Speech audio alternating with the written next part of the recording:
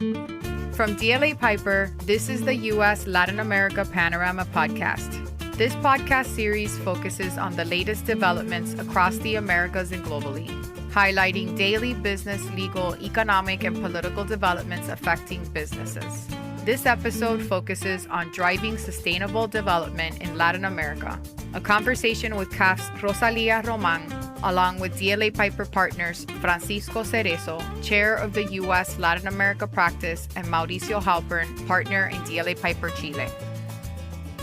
Hello, everyone, and welcome to yet another edition of DLA Piper's Latin America Panorama podcast series. Took a little bit hiatus there over the summer. We were going crazy with a bunch of things, but we're back and better than ever, if you will. My dear friend and partner in Chile, Mauricio Halpern, had a great idea. He has a friend and someone who we all respect very much who works at CAF that, as many of you know, is the leading multilateral lender for Latin America and the Caribbean, Rosalía Román Urcullo. He said, we really have to get her on the podcast one of these days so we could just have a conversation and get her perspective. CAF has been doing just some tremendously interesting things in Latin America. When I started my career in New York many, many years ago, you always heard about CAF and all the interesting work they've been doing. And it has just continued to be the case, increasingly so, playing a vitally important role in social economic development in all of Latin America and the Caribbean. So when Mauricio mentioned that there was an opportunity to have Rosalía on the podcast, I jumped at the opportunity. I'm here as a humble interlocutor because Mauricio is a seasoned finance lawyer, so he'll bring his perspective in as one of the senior members of our Latin America finance team based in Santiago, and who has also known Rosalía for a number of years. So I'm not going to dwell too much on Mauricio's bio and background. He'll play a secondary role today here. He just Absolutely. But a big fan of Mauricio's, and again, he's one of our partners in the Santiago office. But I will then rave about Rosalía. Rosalía, again, first of all, thanks for joining us, Rosalía. We're thrilled to have you here with us today. Thank you, Francisco. And they say I could sell you better, you could sell yourself. So I'm not going to put you in the uncomfortable position about saying all these great things that you've done. So I'll take just a few seconds to mention. So you're a graduate of Harvard Business School, Harvard Law School, Universidad de Costa Rica School of Law. So I'm assuming you're TICA. I am. So you've been recognized by Legal 500. Prior to joining CAF, you were a senior associate. You were a member of one of the elite global law firms with them in New York. You're admitted in New York, in Washington, D.C., and in Costa Rica, and play a key role at CAF. Your chief counsel, let me see if I get this right, of the private sector, which is the non-sovereign operations. So it's all the legal affairs having to do with non-sovereign guaranteed and private sector financings. It's a bit of a mouthful, but I think I got that right. You got it. Thank you. Okay, super. So with that said, welcome, Rosalía. We really appreciate it. We look forward to having this insightful conversation, get your thoughts on the state of the market today, CAF's role, and obviously Mauricio to please complement the conversation. We're really interested in getting your perspective, Mauricio, as well as a veteran of the private sector, having done a ton of financings. And it'll be also very interesting to hear your perspective, Mauricio, about how sometimes working with multilateral organizations such as CAF, how it's perhaps different than when it's one of the global banks that are very active in Latin America. So with that said, and without further ado, appreciate everyone. Hope you've enjoyed your summer so far, and let's get the conversation going. Bienvenida, Rosalía. Thank you, Francisco. Muchas gracias. Muchas gracias. Obrigada also.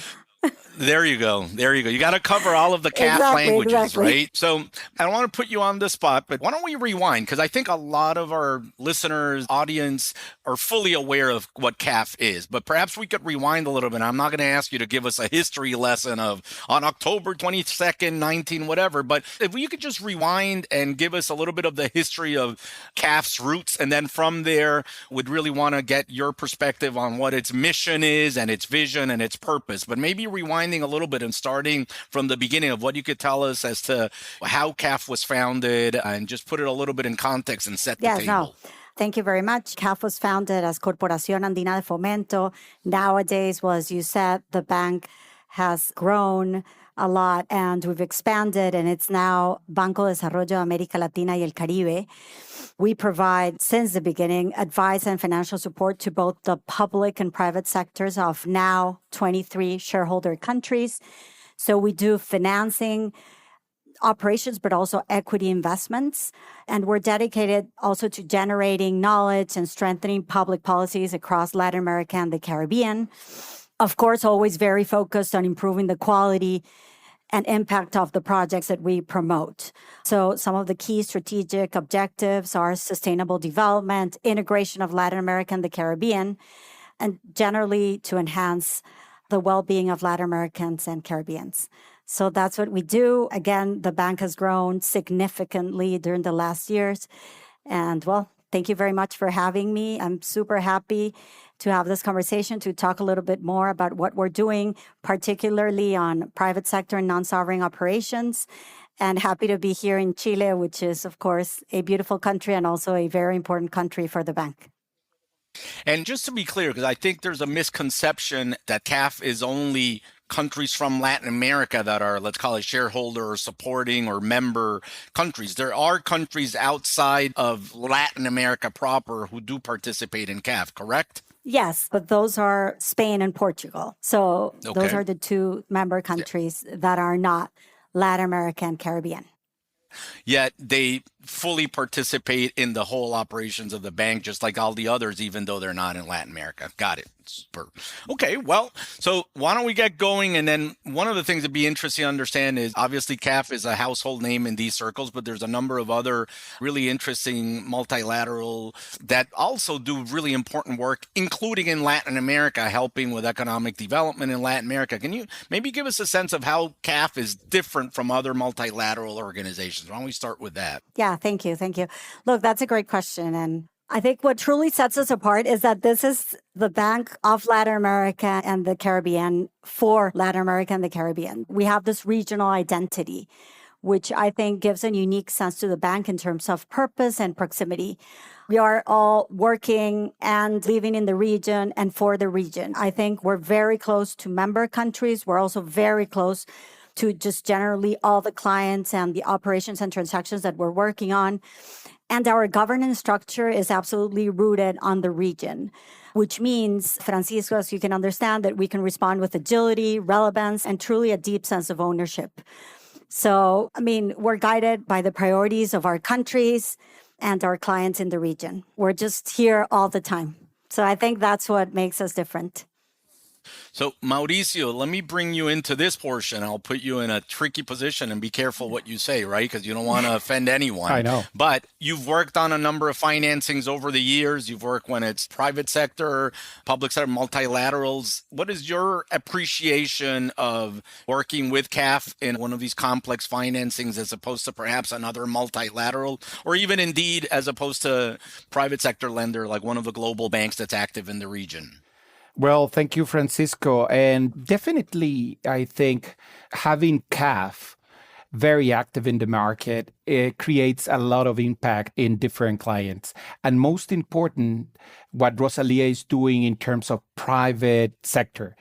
We used to have these multilaterals, especially for governments and with sovereign guarantees. And that was in the past the main lead of these institutions. But now having CAF lending money for projects that are leading by private, but they are causing high impact and cutting edge projects in different sectors that maybe Rosalía will comment us, but there are sectors that definitely need this support from multilaterals. So that's one thing. And the other very important thing that I saw it in the last few years is that institutions like CAF are knowing very well the market in the different jurisdictions. So having an institutions that well-known, Argentina, well-known Chile or Colombia or any other different country in Latin America, help us all to do business easy and quickly, that give us support in moments like the pandemic or where we need more development. That has been absolutely crucial for the region. All right, so that's a really good segue, Mauricio, to then ask Rosalia. Let's get a little bit more granular. Like, so what are we talking about here? What type of financial products does CAF offer, especially like in non-sovereign operations? Maybe if we could get a little bit more Yes, granular. no, thank you. And great answer, Mauricio. But look, yeah, I'm going to focus again on non-sovereign operations and private sector operations because, of course, there's all this public operations or sovereign operations that is huge in the bank as well. But going back to the legal team that I lead, we are open to offer a wide variety of financial products. I mean, I must start there because frankly, we're constantly innovating and thinking about how can we do things better and frankly, adapting and being creative when needed, because that's the solutions that a region like Latin America and the Caribbean need. You can't stay stuck in a box. But in general terms, we do obviously financing, debt operations, and also equity investments, as I mentioned, direct and indirect investments through funds. We also have important variety of products that will give transactions credit enhancements and with products like guarantees, partial credit guarantees. And we also have hybrid products. So in terms of industries, I would say project finance is a big part of our business, energy and infrastructure projects, corporate finance, of course, financial sector, which is vital for the region and its development, and guarantees, fund mobilization to private sector, including our important AB loan program, which is a big program that we have just as well as other MDBs do globally. We have equity investments, as I said, and financial market transactions. What we're actually seeing every day is that we're being approached for different products and to work on transactions that have never existed before. And there we sit with the client and we'll figure it out. And sometimes it takes more years or more months than others. Right. So that's interesting that you mentioned that because oftentimes, whether it's multilaterals or anything sovereign related, and you alluded to that in your prior comment, they're slower to act and they maybe stay in a certain box, or let's call it, maybe that's a little bit negative connotation, at least in a certain lane, let's call it. If we don't want to call it a box, let's call it a lane. This is what we do. And we've been doing this really well for the last however umpteenth years, and we'll continue to do that. And by the way, it's an important lane that is useful, so it just can function perfectly well that way, while perhaps some of the global banks have all these really creative folks coming up with alternative structures and whatnot and really responding to certain market trends. So tell us a little bit more about CAF, which is at the end of the day not one of the global private banks, if you will, commercial banks. Tell us how you guys are innovating in financial structuring and the innovation aspect of it, which you guys certainly in the last decade have started to be recognized more for some of the more innovative approach to things than perhaps 20, 30 odd years ago. Yes, no, absolutely. So look, I'm going to talk about some transactions. They're all public. I'm not going to go into detail, but I'll talk about 6 transactions that we worked on in 2024. And some of them have been awarded or shortlisted as, let's say, IJ Global, IFLR, Latin Finance, or LAFCA transactions, just so that you get an idea and those who are listening to us. But one, I would say that the more creative and different, the more interesting the transactions are for us. So one of them, which was highly awarded, was the world's largest debt conversion for conservation of a river and its watershed, which was El Salvador Debt for Nature Swap. These are all transactions that we closed in 2024. This one was awarded, IJ Global, IFLR, Latin Lawyer, Environmental Finance. This was a very interesting and, of course, unique transaction, as I mentioned. And, of course, we try to work a lot with other allies, right, in the financial sector. Some of these transactions are quite big. So one of the things that we're doing is finding allies in different countries, even international ones sometimes, and put the structure together. And that was the case in El Salvador. Also, we worked on the project finance of Troncales del Magdalena in Colombia, which was also awarded as PPP Deal of the Year and Road Financing of the Year. And same, we had 2 AB loans that were awarded too It was one for Sicredi in Brazil and another AB loan for BDMD in Brazil. We also got shortlisted for restructuring deal of the year, which is, of course, well, let's say it's an interesting shortlisting, but at the end of the day, that's a banking business. Sometimes you need to restructure, and that was a restructuring of the Aeropuerto Internacional Ernesto Cortizó in Barranquilla, Colombia. And the final award that we got was equity investment in Fondo Inovação Paulista in Brazil, which got the LAFCA Deal Award. So those are just some examples of the work that we're doing. And as you can see, very diverse in terms of country and in terms of structure and clients. Nice.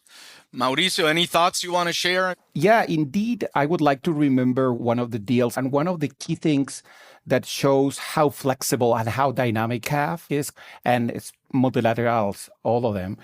I know if you remember, Rosalía, but you also helps the bankability of the different countries and the bankability of the companies and the persons in the different countries of the region.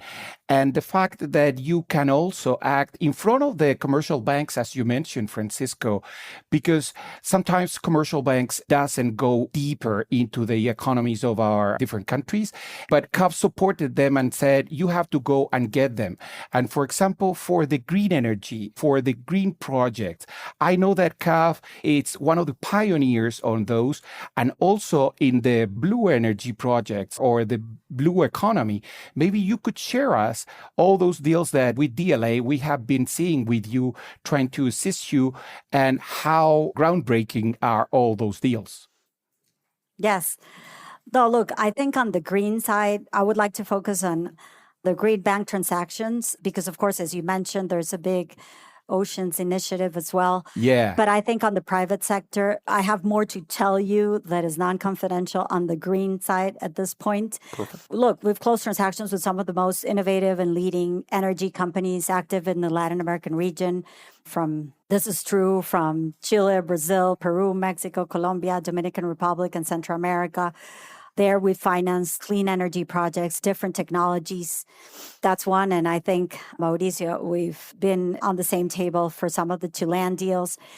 As I will discuss later in more detail, we're also channeling resources from the Green Climate Fund to support projects with strong environmental and social safeguards. And I think our project portfolio generally reflects this ambition. We've worked also on the financings of some energy reforms on the sovereign side, also financing sustainable rail transportation companies in the region and climate action.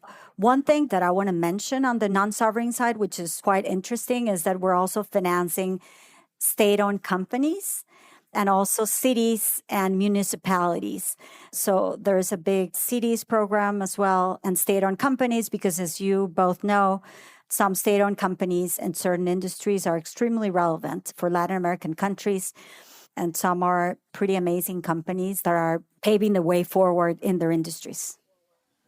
So clearly there's a focus on the green bank and obviously sustainability. And as an energy transition is the word of the day, everyone's talking about energy transition. So as you evolve into this more meaningful focus as a green bank and focusing on energy transition and whatnot, which of these green technologies do you think are benefiting and gaining more ground? I mean, one talks about obviously offshore wind and others. Can you speak a little bit more which ones you think are gaining ground on this front? Yes. Look, I think they're all quite active. Of course, well, wind is very relevant. I think offshore wind can be very relevant in some countries. I think Brazil is very active there. But of course, onshore wind tends to still be more cost effective. I would also mention green hydrogen and electromobility projects. And I would like to talk about electromobility because I think in our region, we have this truly big cities. Some are above 20 million, 10 million, 15 million people. And there's this question about how the bank can help these cities and these countries. And one amazing project that we've been working on is this program where we're co-financing with the Green Climate Fund that is called eMotion. So this is about electromobility. It is a co-financing program with the Green Climate Fund in Paraguay, Panama, and Uruguay. And it aims to strengthen the e-mobility ecosystem at a local, national, and regional levels. So it incorporates both public and private sector vehicle fleet financing. And well, we're closing soon, I think, which is still confidential, one of the first financings in one of those countries. But I'm very excited. I think there are countries or cities like Santiago, which is pretty invested into electromobility. And I think other cities in Latin America are really looking forward to make progress in that front. But I'm very excited on this. So, Mauricio, what are you seeing? Well, maybe you could chime in from your perspective. I mean, you obviously have a more pronounced focus on Chile, but you have a broader view also of Latin America. I know you participate in a number of financings and activities outside of Chile as well. So, what are you seeing on this front? Yeah, and I think our partners in the other jurisdictions, like is Argentina or like is in Brazil, even Peru, I think they are moving towards that direction. Green market, the possibility of develop new technologies.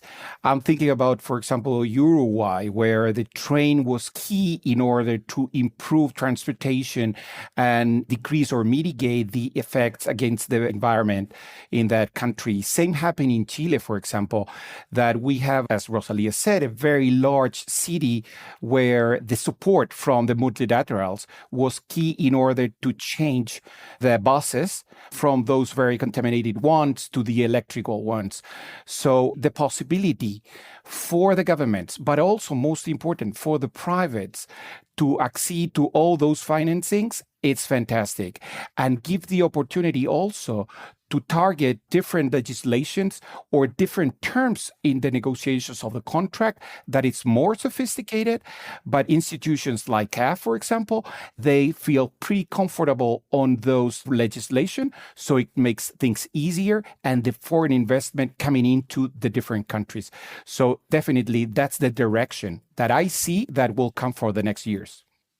Okay, so you talk about legislation, so magic word, we then can transition. So what rewards are you seeing for countries to invest in this energy transition, or perhaps negative repercussions for not doing so? Maybe you could speak to that, Rosalía. And also, a lot is said and a lot has been written also about greenwashing and how to avoid greenwashing. But really appreciate your insight on this. Very interesting topic. I think generally investors and lenders are very focused on making sure that they can measure the impact that their money is doing, right? And somehow very focused on measuring objectively how is that they are helping the world in detail about achieving the sustainable development goals. So I think, look, there's many things that are happening and how people are achieving this. But I think including key performance indicators in loan documents is something that we're seeing in the market quite often. And actually, which we think it's interesting and is somehow rewarding those that satisfy KPIs. So having interest rate step-ups or not in loan documents, depending on whether those key performance indicators are achieved or not. We're also seeing something similar on sustainability-linked bonds. Same thing on the deal. People decide what are the financial and structural characteristics of the bond and how they can vary depending on whether the issuer achieves predetermined KPIs. So there's a coupon step up, repayment amount, etc. And then one very interesting example, because it was led by a sovereign, by Uruguay, was the inclusion of interest step-ups and step-downs upon achievement of KPIs. So a government saying, this is what I will achieve, so please reward me if I satisfy this different KPIs, and I would be okay with an interest step-up if I do not. So it's very interesting, and it's somehow putting the incentives in the right place, right? So people can achieve what they're set to achieve at the beginning of a transaction. So it's interesting, and we're seeing it more and more. Yeah, and let me add something, Francisco, to that. This leadership from the multilaterals gives all the other markets the possibility to jump in. And I'm thinking about green bonds for the investors. I'm thinking about the possibility to mitigate their emissions by supporting these projects. So when a multilateral like CAF or any other leading these initiatives, there's a lot of investors, most of our clients that go after that idea and start investing in the same projects. So it's a very beneficial cycle. So I want to transition a little bit because we could geek out on this and then just talk another hour on this, but time will betray us because we try to keep the podcast closer to the 40-minute mark. I really want to get a little bit more granular on, okay, what does this mean to be chief counsel for like the non-sovereign private sector operations in CAF? Like, just walk us through what that actually means on a more granular level. Well, it means leading the team that is working on all non-sovereign operations and private sector operations of the bank. And as any leadership role, I think it's a team sport. So you depend on the quality of the team and also on the coordination with the team. So it's pretty much as being on a team sport and trying to juggle and to get things done. But I think also getting, as I said, with flexibility and agility, the different results, both in terms of the strategy of the bank and, of course, always being very close to our stakeholders, meaning our shareholder countries, their priorities, and our clients as well. Priorities, of course, internally within all the structure of the bank, we need to be very, very coordinated. And somehow we're breaking ground with some of these projects. So you need to also be very close to different stakeholders in the different countries that are trying to make a difference, that are trying to get something through. And they call us to the table to see how can they do it, right? So it's also collaboration. And more often than not, creating something totally new and totally different than maybe what we initially thought or what our clients envisioned. But at the end of the day, getting to the results that we're looking for and impacting the development of the region. So give us a sense of the main legal challenges, let's say, of financing without sovereign guarantees. I mean, at the end of the day, that's at the core of your portfolio. So maybe give us a sense of what are some of the principal legal challenges that you face. Yes, I think it's this duality of, yes, we need to structure a transaction that needs to be bankable, that needs to be financially viable.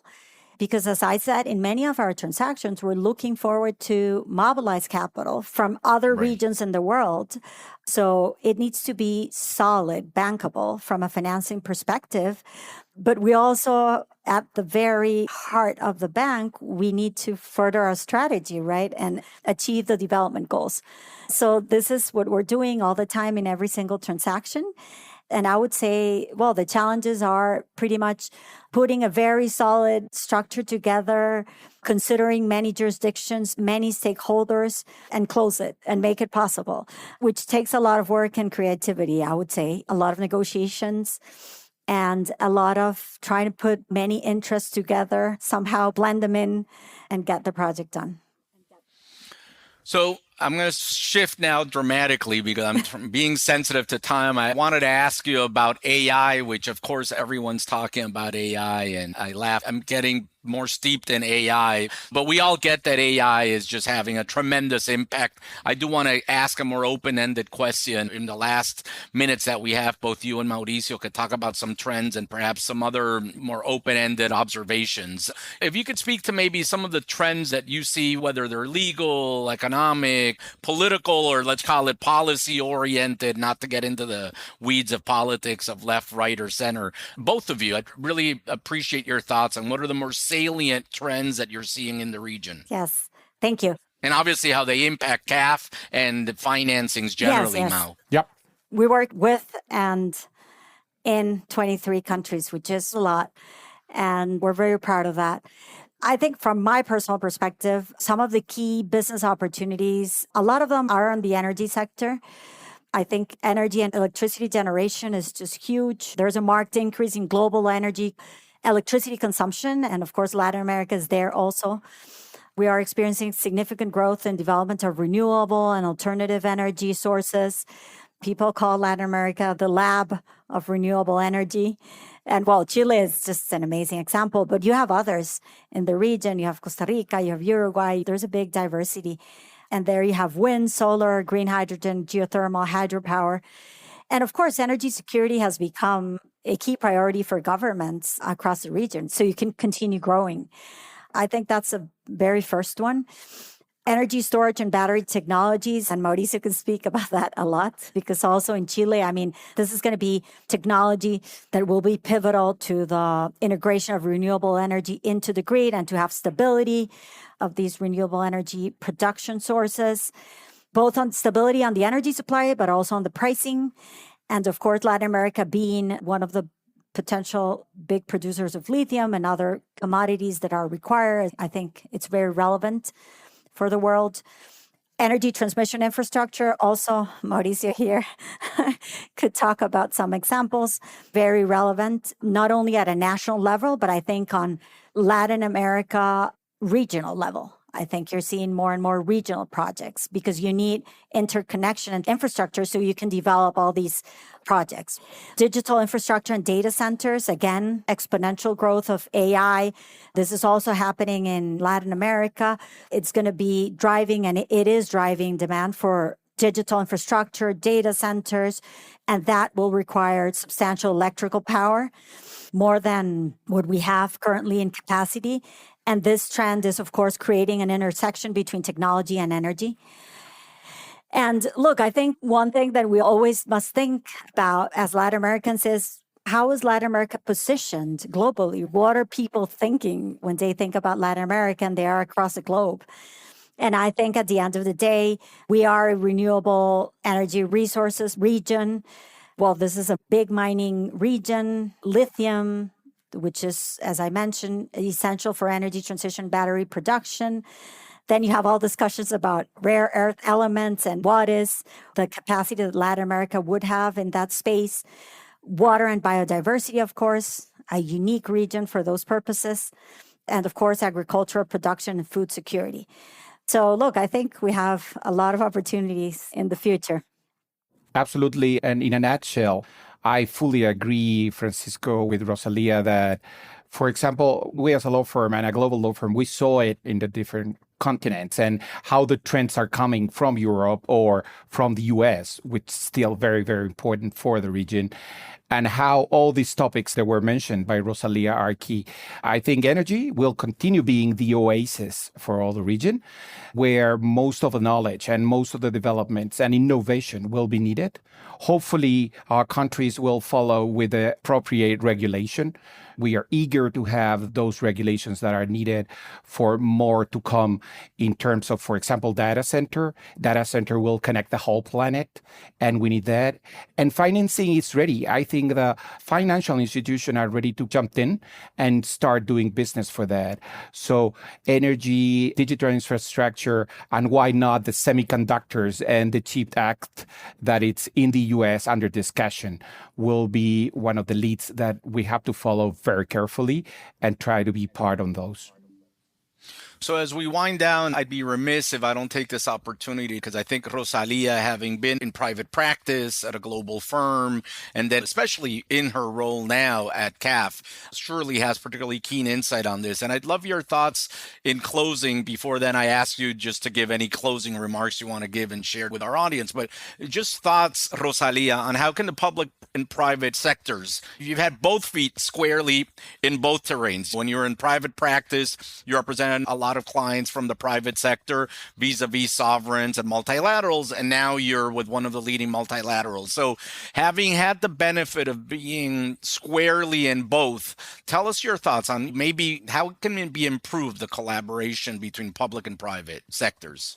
Look, I think it's extremely relevant. Public and private collaboration is extremely important for a region like this one that is growing, that needs to grow very quickly. And we need to create those spaces and for open and honest dialogue and collaboration between both sectors. I think there's a lot of opportunity to make things together. And of course, it all starts by aligning those objectives. It could happen sometimes that you sit in the table and there are slightly different priorities, but those can be aligned. And I think in our role, especially from the legal side, we have this role to help bridge those differences in the different transactions sometimes. And we do that by designing structures that balance risk and reward and by making sure that everyone sees their key interests reflected in the outcome. And that's how I think you can get a successful long-term project and operation or transaction where everyone gains. And there's a great thing, Rosalia, the fact that you have 23 countries represented in an institution. So that's a pure demonstration that countries represented in a financial institution then will go to the privates to see what the government's going to go, why you don't help us, and we will finance. So that's an excellent example. So in closing, as we just wrap up, any final words that you want to share? Anything that I didn't ask that you think you wanted to make sure that you could highlight on today's conversation, Rosalia or Mauricio, either of you, in the remaining minutes that we have? Mauricio, you first. I've been taking first all the podcasts. No, just to say thank you and tell you that for us it's an honor to have you in this podcast because we feel pretty comfortable working with CAF and we think CAF is doing a great job in the whole region. And we need more followers of CAF developing different sector, different industry in a sophisticated way. So it's super important. Oh, look. Gracias, Mauricio. Rosalia, final words. No, thank you so much, Mauricio, Francisco, for inviting me. We appreciate the opportunity to talk about what we're doing. And of course, also, we feel very comfortable. We've worked with Mauricio before, and we feel very comfortable with you guys too. And super happy, again, that I'm here in Chile, which is a country where, by the way, we're very active on non-sovereign operations. And we look forward to continue contributing to Chile. Thank you very much. So Rosalía Román Urcullo, a real pleasure. Agradecidos. Appreciate your being here. Appreciate the tremendously important work that you and CAF do for the region and for economic and social development in Latin America. It's vitally important. So thank you for that and thank you for participating today. Muy agradecido. Y Mauricio, gracias a ti también por tu valiosa participación. Gracias a ambos. Thank you. Until the next Panorama podcast, which we promise will be less time between podcasts on the next one. We hope to see you in the next month or so on the next Panorama podcast for DLA Piper Latin America. Thank you all. Gracias. Be well. Gracias, Francisco. Gracias. Thank you for joining us and listening to DLA Piper's U.S. Latin America Panorama podcast. Please be sure to visit and follow us on LinkedIn under DLA Piper in Latin America and via dlapiper.com. If you have topics or speakers you'd like to suggest, please reach out to us at dlapiper.americas@dlapiper.com. Thank you for your interest. All information, content, and materials contained in this podcast are for general informational purposes only. This podcast is intended to be a general overview of the subjects discussed and does not create a lawyer-client relationship.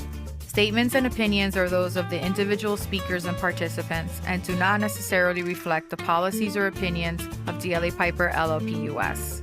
The information contained in this podcast is not and should not be used as a substitute for legal advice.